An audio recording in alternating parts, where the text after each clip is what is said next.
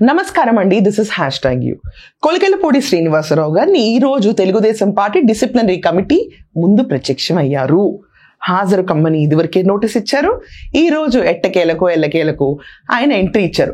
Entry కూడా చాలా different గా జరిగిందండి.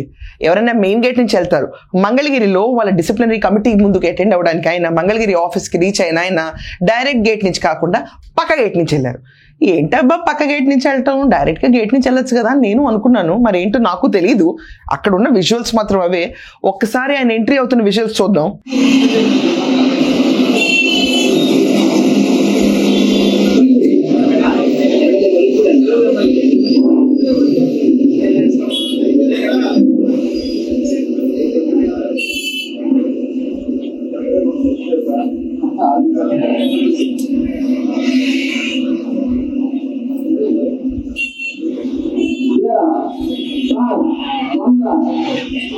సో చూశారు కదా, కొలికెపూడి గారు పక్క గేట్ నుంచి మంగళగిరి కార్యాలయం లోపలికి వెళ్ళారు.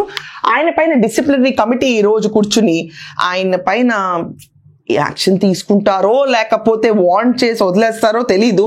ఎందుకని ఇది బహుశా టీడీపీ హిస్టరీలో చాలా అరుదుగా జరిగే సంఘటన. వాళ్ళ సొంత ఎమ్మెల్యేల పైన డిసిప్లినరీ యాక్షన్ తీసుకునే సిచ్యువేషన్ ఎప్పుడు టీడీపీ పార్టీకి అయితే రాదు. వేరే పార్టీల్లో అయితే ఇలాంటి కమిటీలు ఉండవు అనుకోండి. లేదండి, వైఎస్ఆర్సీపీ పార్టీలో ఆ కమిటీ ఉంది. దువ్వాన్ని సస్పెండ్ చేసింది డిసిప్లినరీ కమిటీ ఏదో ఒకటి ఉంది. సారీ, అది అప్పుడప్పుడు పనిచేస్తుంది అనుకోండి. బట్ కొలికెపూడి గారిని మాత్రం ఈ రోజు రమ్మన్నారు. ఎందుచేతన కొలికెపూడి, వై తిరువురు, వై దిస్ పెంట అని ఆలోచిస్తే కనుక కొలికెపూడి గారికి ఇన్విటేషన్ ఇలా డిసిప్లినరీ కమిటీ ముందు ఇది మొదటిసారి కానే కాదు. ఐ థింక్ ఇది మూడోసారి అనుకుంటా. ఆయన ఓన్ రికార్డ్స్ ఉన్నట్టున్నాయి.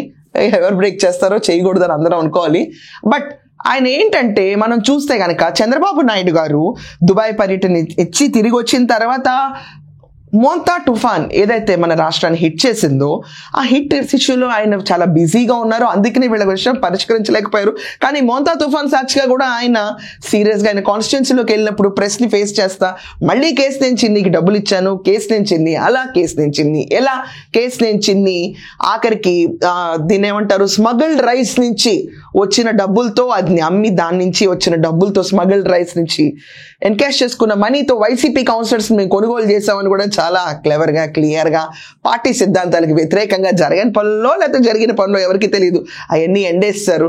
ఇవన్నీ ఎండేసిన సాక్షి మాత్రం కామ్గా కూర్చుంటుంది. ఎంపీ ఎమ్మెల్యే గొడవపడ్డారు కానీ ఎక్కడా కూడా వీళ్ళందరూ కూర్చుని చాలా క్లియర్గా ఇలాంటి మాటలు అన్నారు. స్మగిల్డ్ బియ్యం గురించి ఎక్కడ, పేదలకు అందాల్సిన బియ్యం గురించి ఎక్కడ ప్రస్తావించలేదు. వైసీపీ కౌన్సిలర్లు అమ్ముడుపోయినట్టు కొనుగోలు ఈ విషయాల గురించి ఎక్కడ రాయరు. సాక్షి పేపర్కు ఉన్న మెయిన్ అజెండా ఏంటంటే శూన్యంలోంచి వార్తలు రాయాలి. బట్ ఆ శూన్యంలోంచి కాదు, క్లియర్గా ఇక్కడ ఎమ్మెల్యే క్యాండిడేట్ అన్నా కూడా మాట్లాడలేదు. ఇదంతా కాకుండా కేసు నేను చిన్ని గారికి 5 కోట్లు డబ్బులు ఇచ్చాను నేను అని చెప్పి ఎలక్షన్లప్పుడు దానికి 49 లక్షలు 50 లక్షలు సబ్జెక్టు కరెక్షన్ బ్యాంక్ స్టేట్మెంట్ చూపిస్తారు. మిగతా దానికి బ్యాంక్ స్టేట్మెంట్ ఎక్కడ కనపట్లేదు. అండ్ ఇదంతా కాకుండా కేసుని చిన్ని గారి పైన ఆయన చేసిన ఆరోపణ డబ్బులు లేనతనైనా పాపం చాలా పూర్ చిన్ని గారు ఇలాంటివన్నీ కూడా అనేశారు. అండ్ పార్టీ ఏదైతే క్లియర్గా టీడీపీ పార్టీ చాలా గర్వంగా చెప్పుకుంటారు ఏంటంటే గంజాయి అనేది ఆంధ్రప్రదేశ్లో ఎక్కడ లేకుండా చేసాం మేము. ఈగల్ సిస్టమ్ పెట్టి కోంబింగ్ మెథడాలజీతో మాకు ఎక్కడ గంజాయి అనేది లేకుండా చేసాం. లాస్ట్ 5 ఏళ్ళు గంజాయి విచ్చలవిడిగా దొరికింది రాష్ట్రంలో. డ్రగ్స్ పారిట చాలా మంది యువత మిస్లీడ్ అవుతున్నారు. వాళ్ళ ఏజ్ని, వాళ్ళకున్న వాల్యూస్ని కోల్పోతున్నారు. So at the same time TDP government దీన్ని మాత్రం చాలా స్ట్రిక్ట్ విజిలెంట్ వేలో మేము వెళ్తున్నాం. గంజాయి అనేది పేరు వినపడకూడదు అన్నా కేసినేని చిన్ని గారి పైన గాంజాయి పేరు కూడా అటాచ్ చేసి కొలికెలపూడి గారు కమెంట్స్ చేస్తారు. దాంట్లో వాస్తవాలు ఏంటో ఎవరికేం తెలీదు. కానీ ప్రెస్ ముందుకు వచ్చి ఆయన ఒక డిబేట్లో పార్టిసిపేట్ చేసి అన్నప్పుడు, అది కాకుండా మొన్నటికి మొన్న చంద్రబాబు నాయుడు గారు వచ్చి వాళ్ళతో మాట్లాడి పరిష్కరించేంత పేషెన్స్ కూడా లేదేమో పాపం. ఆయన పైన వాల్యూ ఉంటే ఆగుండేవాళ్ళు కదా ప్రెస్ ముందుకు రాకుండా. సో అది ఎక్కడా కనిపించకుండా ఆయన స్టేట్మెంట్స్ మళ్ళీ రెండోసారి చేశారు. దానికి చంద్రబాబు నాయుడు గారు మళ్ళీ సీరియస్గా అయ్యారు. ఇప్పుడు డిసిప్లినరీ కమిటీ ముందుకైతే ఈయన వెళ్ళారు. ఇప్పుడు ఈరోజు కొత్త వెళ్తారు వస్తారు, మరి ఏం జరుగుతుందో మనకైతే తెలియదు until he comes out. But for now ఆయన డిసిప్లినరీ కమిటీ పిలిచారు. ఫర్ నౌ ఈ రోజు దాకా చూసిన క్లియర్ స్ట్రాటజీ ప్రకారం ఎస్ కొలికెపూడి గారు కూర్చుని టీడీపీ పార్టీ పరువు తీస్తున్నారు అనేది పబ్లిక్ టాక్.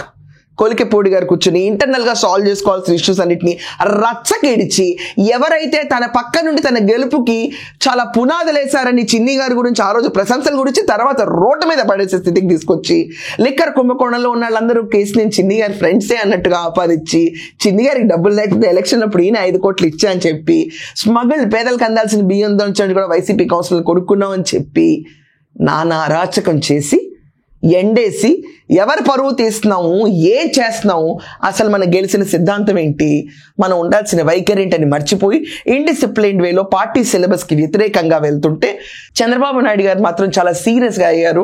మీరు ఒక్కళ్ళే మీ ఇండివిజువల్ కెపాసిటీతో గెలిచారా లేకపోతే పార్టీ జెండా వెనకమాలున్న అండతో గెలిచారా అని కూడా చాలా సీరియస్ కమెంట్స్ చేశారు. ఆయన ఇప్పుడు లండన్ నుంచి తిరిగి వచ్చిన తర్వాత యూకే ట్రిప్ కంప్లీట్ అయిన తర్వాత ఆయన ఈ ఇష్యూ పైన కూర్చుంటారు.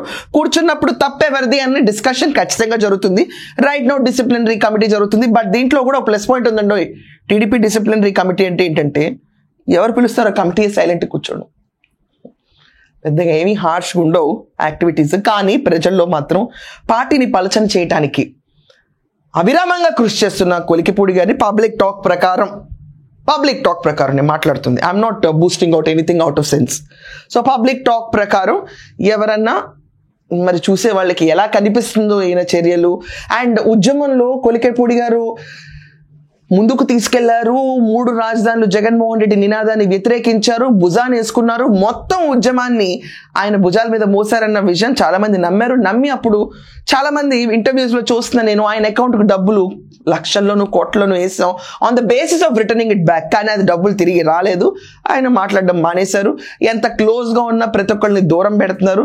అండ్ ఆయన ఎలక్షన్ ఖర్చు పెట్టిన వాళ్ళందరూ హూ ఆర్ యూ అని కూడా అనే స్టేజ్ లోకి వచ్చేసారు. సో ఈ సిచ్యువేషన్ లో రైట్ నో అది పర్సనల్ ఇంట్రాస్పెక్టివ్ వేస్, అవన్నీ వదిలేయండి. ఆయన అకౌంట్ డబ్బులు వస్తే వాళ్ళు ఎలా వసూలు చేసుకోవాలి వాళ్ళు వసూలు చేసుకుంటారు వీళ్ళ దగ్గర నుంచి. ఎవరో పిచ్చోళ్ళుగా ఉండడం ఈరోజు. కానీ పార్టీ భవిష్యత్ ఏంటి, పార్టీ నమ్ముకున్న సిద్ధాంతాలు ఏంటి, పార్టీకి ఉన్న విలువలు ఏంటి? విలువలు లేని పిచ్చి పార్టీ కాదు టీడీపీ. దీనికి ఒక దాని ఎస్టాబ్లిష్మెంట్ ఇస్ డిఫరెంట్ రూట్. చాలా హార్డ్ కోర్ ప్రిన్సిపల్స్ ఉంటాయి టీడీపీకి. కొన్ని పనులు జన్మకి చేయకూడదు అన్న స్టాండర్డ్స్ ఉంటాయి. అలాంటివి ప్రజలకు హాని కల్పించే పనులు నా టీడీపీ పార్టీ చేయదు, కార్యకర్తలు చేయరు, వాటిలో ఇన్వాల్వ్ అవ్వరు. ఎక్కడైనా కూడా ప్రజలకు హాని జరుగుతుందంటే ఆ విషయంలో తాట తెగడానికి ముందు ఉంటుంది టీడీపీ గవర్నమెంట్.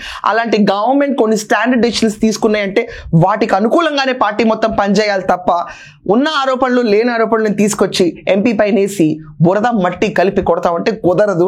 ముందు కొలికెపూడి గారు కూర్చుని అర్జెంటుగా ఆయన పైన జరుగుతున్న షోలు అన్నింటిలో కూడా ఆన్సర్ చేసుకోవడం మంచిది.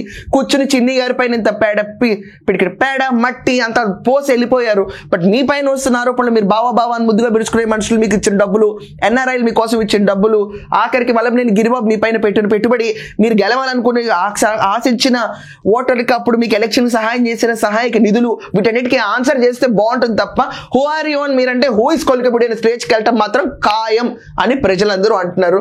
That's all for now. Committee ఏం డెసిషన్ తీసుకుంటుందో తర్వాత ఖచ్చితంగా విశ్లేషిద్దాం. ఇదంతా కాకుండా చంద్రబాబు నాయుడు గారు తిరిగి వచ్చాక చిన్ని గారిని తర్వాత కొలికెపూడి గారిని కూర్చోబెట్టి వీళ్ళిద్దరి మధ్యలో ఎలాంటి సంధి తీసుకురాబోతున్నారో కూడా ఖచ్చితంగా అనలైజ్ చేద్దాం. మీ అందరూ కూడా మీ ఒపీనియన్స్ కమెంట్స్ లో మెన్షన్ చేయండి. ఎందుచేతన కొలికెపూడి గారిని ఇన్నిసార్లు డిసిప్లినరీ కమిటీ ముందుకు ఫేస్ చేయాల్సిన సిచ్యువేషన్ వస్తుంది? అండ్ ఇదంతా కాకుండా కేసులేని చిన్ని అండ్ కొలికెపూడి గారు ఇద్దరి మధ్యలో జరిగిన వివాదంలో ఎవరిది తప్పు అనేది కూడా ఖచ్చితంగా మీ ఒపీనియన్స్ కమెంట్స్ లో మెన్షన్ చేయండి. That's all for now. Tata bye by.